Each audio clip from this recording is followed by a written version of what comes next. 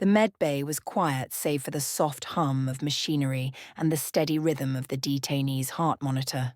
Jewel hovered near the bedside, her brow furrowed in concentration as she adjusted the IV drip. Across the room, Eli stood at a workbench, analysing data pulled from the detainee's blood samples, her silver hair glinting under the sterile lights. Aeliana and Maelorion observed from the corner, their presence lending a sense of calm authority to the tense atmosphere. Gunnar leaned against the doorway, arms crossed, his single blue eye fixed on the figure lying unconscious on the bed. The detainee's breathing was shallow but steady, a stark contrast to the violent thrashing from hours earlier.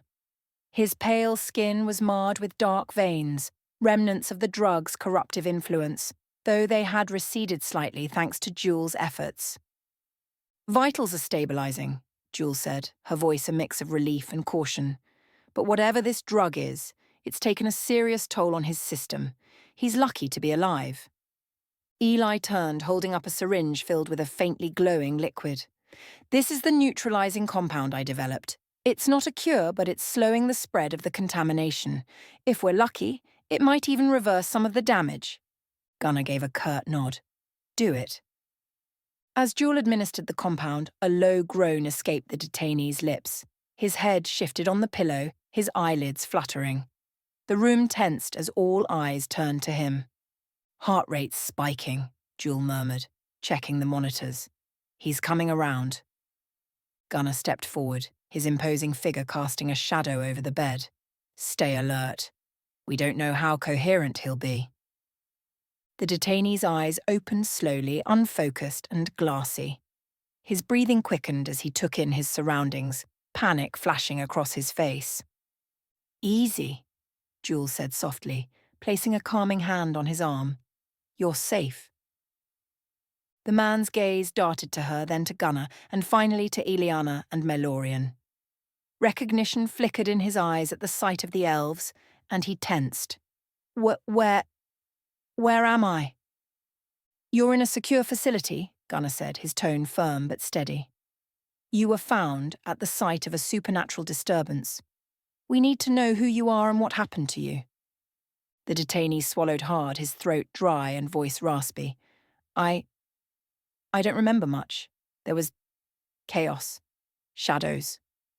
And her? Her? Gunnar pressed, leaning closer. Who? The man's breathing hitched as fragmented memories surfaced. She called herself Ravina, said she'd make us stronger, that the pain would be worth it. Aeliana's expression darkened, and she exchanged a glance with Maelorion. "And the drug?" she asked gently. "What did she give you?" "It burned," the man whispered, his voice trembling. "At first, it felt like power, like nothing could stop me. But then it twisted. I couldn't think, couldn't control myself." Eli stepped closer, her violet eyes sharp. "Do you know where the drug came from? Was it produced locally, or did Ravina bring it from somewhere else?" The detainee hesitated, his face contorted with fear and confusion.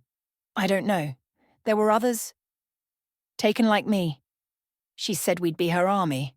Gunnar's jaw tightened. "An army for what?" To tear down the barriers," the man stammered, "to break the realms apart and let the darkness in. She said no one would be able to stop her." The room fell silent, the weight of his words pressing down like a storm cloud. Jewel placed a soothing hand on the detainee's shoulder as his breathing grew erratic. "That's enough for now. He needs rest." Gunnar straightened, his expression grim. "Keep him alive. We'll need more answers." Eli nodded, her voice laced with determination. "I'll keep analysing his blood. There's more to this drug than we've uncovered." As the team filtered out of the medbay, Maelorion lingered for a moment, his golden gaze fixed on the detainee. "Even the smallest pieces of the puzzle can reveal the whole picture," he said quietly. Aeliana placed a hand on his arm, guiding him toward the door. "And sometimes those pieces lead to more questions than answers." As the door closed behind them, The pack regrouped in the hallway, their faces set with resolve. The detainees' fragmented story was just the beginning, but it confirmed their worst fears. Ravina's plans extended far beyond mere chaos. Gunner's voice broke the silence, his tone steady despite the gravity of the situation. "We've got work to do." The drive to the Shadow Realm bar was quiet, the tension in the SUV palpable. Maelorion sat in the back seat, his golden gaze fixed on the passing scenery with a mixture of curiosity and detachment. Beside him, Aeliana looked equally contemplative, her silver hair catching the flickering light from the street lamps as they neared their destination. In the front seat, Darren leaned casually against the door, one hand draped over the steering wheel. His sharp brown eyes scanned the road ahead, though his usual smirk betrayed his anticipation of the unfolding events.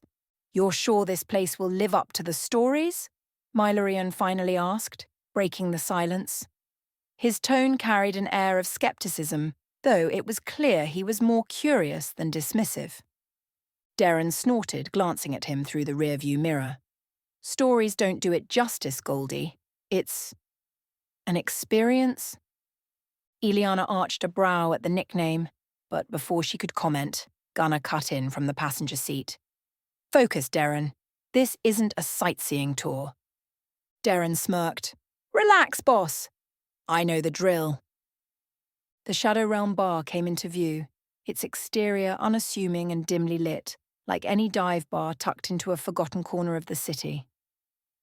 A neon sign flickered overhead, casting eerie shadows across the cracked pavement. The hum of muffled voices and faint music spilled out as the door swung open for a departing patron. Darren parked the SUV and turned to the others. "All right, rules are simple. Keep your head down, don't make any promises, and for the love of all things holy or unholy, don't piss off the regulars." Gunner gave him a pointed look. "You saying that for them or yourself?" Darren grinned. "Both." The group stepped out of the SUV and Aeliana immediately straightened, her ethereal presence impossible to mask. Maelorion, for his part, adjusted the collar of his tactical jacket, his regal bearing undiminished even in the mortal attire. Darren held the door open for them, a mock flourish to his bow. "Welcome to the weirdest place you'll ever step into." The interior of the bar was dimly lit and filled with a mix of humans and supernaturals, the latter blending seamlessly into the crowd. The air was thick with a heady mixture of magic and mundane odours, spilled beer, charred wood, and faint sulphur. Aeliana and Maelorion exchanged subtle glances, their heightened senses taking in every detail. "Don't stare," Darren muttered under his breath as he guided them through the crowd. "They'll know you're new." They moved toward the bar, where a familiar figure sat in the shadows. Rose leaned back in her chair, a glass of glowing amber liquid in her hand. Her dark eyes flicked up as they approached, narrowing when they landed on Darren. "Well, well," she drawled, her voice dripping with sarcasm, "if it isn't my favourite skeptic. And you've brought guests." Her gaze swept over the group, lingering on Gunner with barely concealed distaste. "Ah, and the fearless leader himself. To what do I owe this honour?" "Rose," Darren said smoothly, his grin unfazed. "Thought I'd introduce you to some new faces. You've been begging for excitement, haven't you?" Rose's lips curved into a smirk, though her eyes remained sharp and calculating. "Careful, Darren. You might make me think you're trying to impress me." Before he could respond, she stood, her movements fluid and deliberate. Her attention shifted to Aeliana and Maelorion, her smirk softening into something more intrigued. "Well, aren't you two a sight?" she said, circling them slowly. "I don't get many visitors of your caliber." Aeliana met her gaze evenly, her posture regal and composed. "And you must be Rose.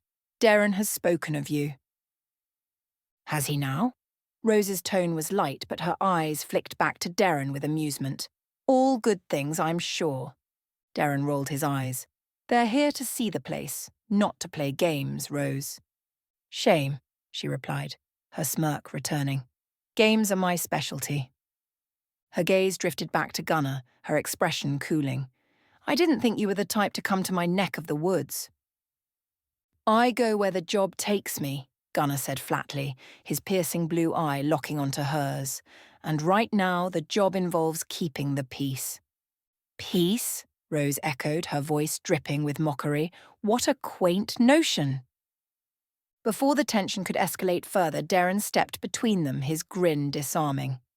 All right, Rose, you've had your fun. Mind if we get on with it? Rose tilted her head, her smirk lingering. If you insist. She gestured toward a shadowed doorway at the back of the bar. You know the way, Darren. And as for your friends, her gaze lingered on Aeliana and Maelorion. You'll find the other side enlightening. She stepped back into the shadows, her presence lingering like smoke. Darren glanced at the group and shrugged. Well, that went better than expected. Define better, Gunnar muttered, his voice low. Trust me, Darren replied, leading them toward the doorway. You'll know if it goes worse. As the group moved deeper into the bar, the energy in the room shifted, anticipation crackling in the air like distant thunder.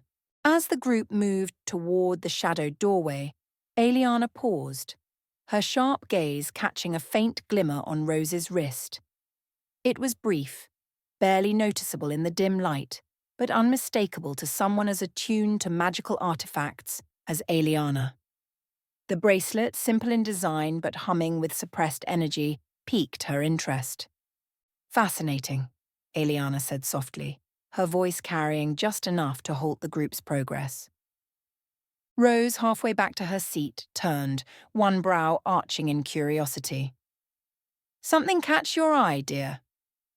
Aeliana stepped forward with deliberate grace, her violet eyes fixed on Rose. Your bracelet. It's quite unique. Rose's smirk twitched, though her dark eyes betrayed a flicker of wariness. A little something to keep things manageable. This place has its quirks, after all. Quirks, Aeliana echoed, her tone laced with a quiet authority. She extended a hand, her fingers hovering just above Rose's wrist. May I? The room seemed to hold its breath as Rose hesitated, her instincts at war with her pride. Finally, she extended her arm, her smirk returning with a sharper edge. Be my guest. Aeliana's fingers brushed the bracelet lightly, and the faint hum of dampened magic resonated through her touch. Her expression remained calm, but a subtle shimmer of her own energy radiated outward, a quiet but unmistakable reminder of her power. A clever piece, Aeliana remarked, her voice neutral but cutting. Designed to suppress magic without disrupting the wearer's abilities. Crude in its construction, but effective enough for its purpose. Rose tilted her head, her smirk faltering for a fraction of a second. Glad it meets your standards. Aeliana's gaze lifted, locking with Rose's. A temporary solution, I imagine. But even the strongest barriers can falter when met with the right force. The tension between them crackled like static, drawing the attention of the surrounding patrons. Rose, ever the master of composure, chuckled softly, though the sound lacked its usual edge. Well, I suppose I'll have to take your word for it, she said, withdrawing her arm with a casualness that didn't quite mask her unease. But you'll forgive me if I keep it on, just in case. Of course, Aeliana replied, her tone perfectly even. It's always wise to be prepared. As Aeliana rejoined the group, Rose watched her with narrowed eyes, her fingers brushing the bracelet absently. For the first time, her confidence seemed to waver, the balance of power shifting subtly but unmistakably. Darren, who had been observing the exchange with quiet amusement, leaned toward Gunnar. You think Rose is rethinking her life choices right about now? Gunnar's lips twitched in the faintest hint of a smirk. Wouldn't be the first time. The shadowed doorway loomed ahead, its unassuming frame pulsating faintly with a power that Aeliana and Maelorion could sense immediately. The hum of concealed magic was subtle, but, for those attuned to it, the barrier separating the mundane from the supernatural side of the Shadow Realm bar was unmistakable. Darren approached the door, his demeanour shifting from his usual casual confidence to something more measured. He stopped just shy of crossing the threshold and turned to the group. "Here's the deal. I can't get through without an invite. It's their rule, not mine." Aeliana tilted her head, her violet eyes narrowing slightly. "An invitation is required for you?" "Humans don't exactly get a free pass to the other side," Darren replied with a shrug. "Even ones as charming as me." Before anyone could respond, the air around the door shimmered and a low growl reverberated from the other side. A massive beast-like figure stepped into view, its shadowy form resolving into the towering bouncer that guarded the supernatural entrance. Its skin was like cracked stone, etched with faint runes that pulsed faintly with an internal light. Its eyes glowed a dull amber, and its presence was both foreboding and commanding. "Truce!" the bouncer rumbled, the single word scraping through the air like grinding rock. Darren raised a hand, palm out. Yeah. We're not here to break the rules, big guy." The bouncer's gaze swept over the group, lingering on Maelorion and Aeliana. Its massive hand gestured toward their weapons. "No exceptions," Darren said, glancing at Gunnar and the elves. "Weapons go in the bin." Gunnar removed Starbreaker from his shoulder with deliberate precision, his movements careful but firm. He handed it to the bouncer, who accepted it without ceremony, placing it in a glowing rune-covered chest nearby. The sound of the weapons settling inside resonated like thunder. Eli handed over her sidearm, her lips pressed into a thin line. She muttered under her breath, "This better be worth it." Maelorion hesitated for a moment, his golden eyes narrowing at the bouncer. "This is how you maintain peace here, by disarming your guests?" The bouncer growled lowly, his glowing eyes meeting Maelorion's. "Truce," he repeated, the word carrying an undeniable weight. "It's the rule," Darren said, cutting in smoothly. "Even the nastiest players leave their toys behind."